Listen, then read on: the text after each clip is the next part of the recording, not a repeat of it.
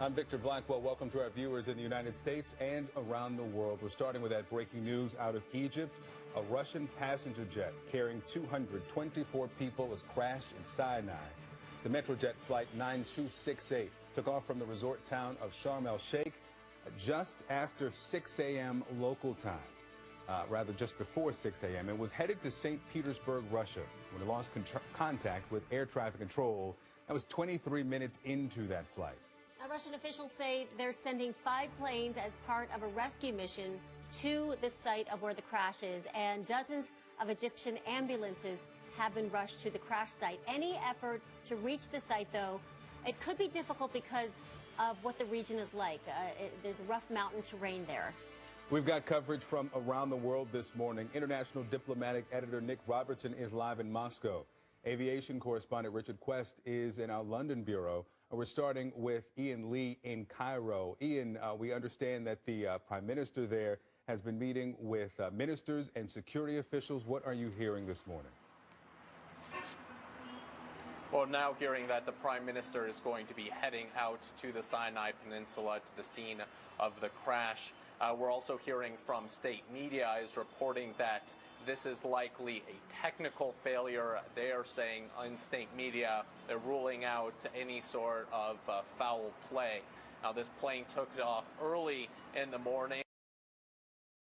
People crashed in a mountainous area in the Sinai region there in Egypt. The Russian embassy says that bodies are being recovered, but no reports of survivors. All right, let's get you caught up on what we know so far. Metrojet flight 9268, it took off just before 6 a.m. local time, and it was headed from the popular resort town of Sharm el-Sheikh in Egypt to Saint Petersburg in Russia, but it lost contact 23 minutes into the flight. Russian officials say they are sending 5 rescue planes, those planes scheduled to take off about an hour from now. We've got coverage from around the world on this morning. Ian Lee, live in Cairo. We're beginning with aviation correspondent Richard Quest in London. And the latest report coming from Reuters that there are reports Egyptian authorities say that the black box has been found, and this is still within hours of this crash. Well, it's entirely possible that the black box has been found, but I have to say, I'm treating a lot of this stuff that we're hearing from the scene with an enormous amount of caution. This accident only happened a few hours ago, less than 3 or 4 hours ago. We're talking about a smouldering wreck still on the ground, let alone time to be sifting through wreckage, finding black boxes. This plane came out of the sky from 33,000 feet at a very severe rate of descent.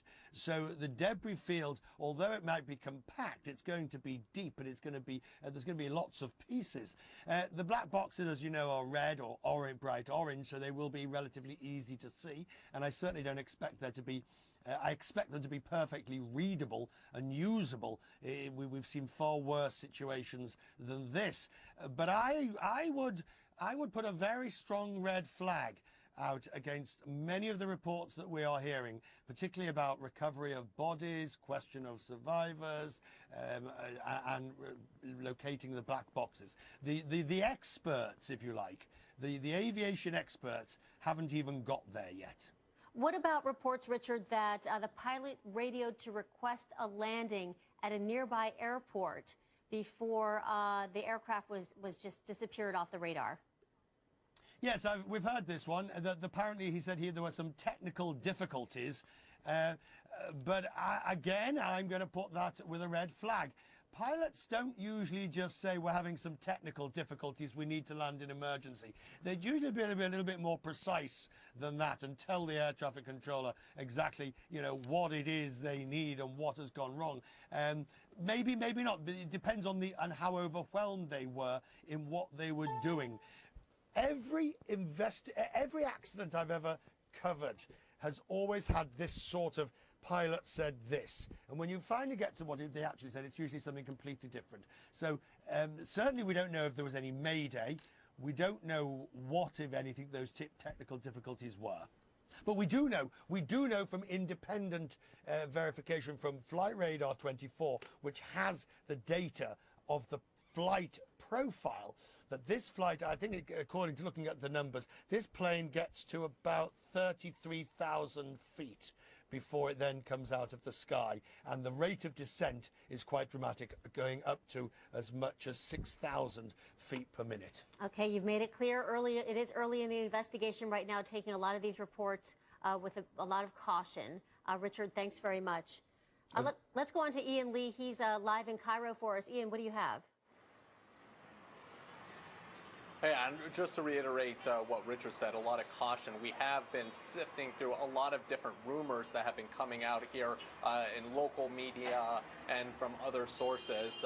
And what the picture from what we're hearing from government officials here is that about 20 minutes into this flight, when the plane was a little over 150 miles north of Sharm el-Sheikh, the departure where the plane departed, that is when the plane encountered some difficulties.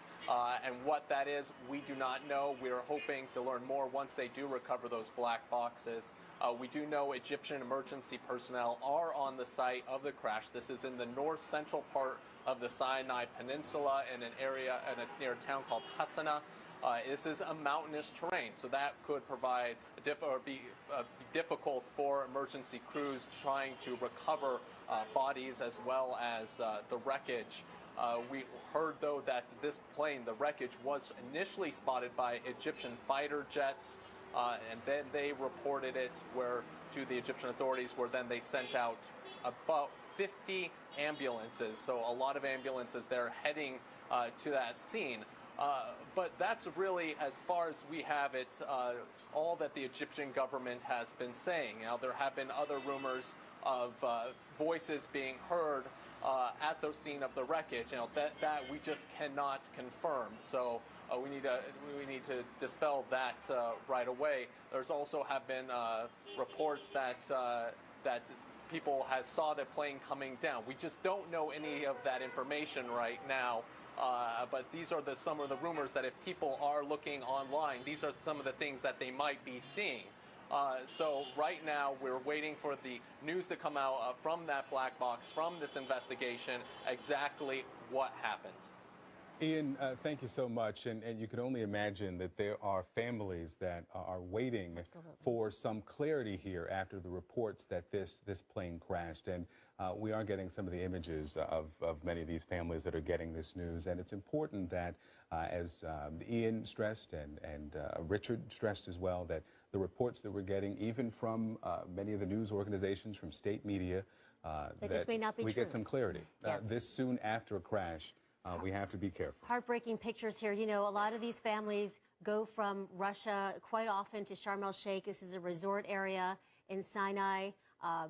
Everybody goes to, to dive and to enjoy the beautiful coast there. A lot of families often go on these flights to enjoy a holiday. Heartbreaking to see these pictures here. All right, let's go ahead and move on to CNN aviation analyst Les Abend. I know you've been listening to our reports so far. What are you thinking? We're hearing that the weather was clear at the time that this plane may have gone down. Yeah, good morning, Allison.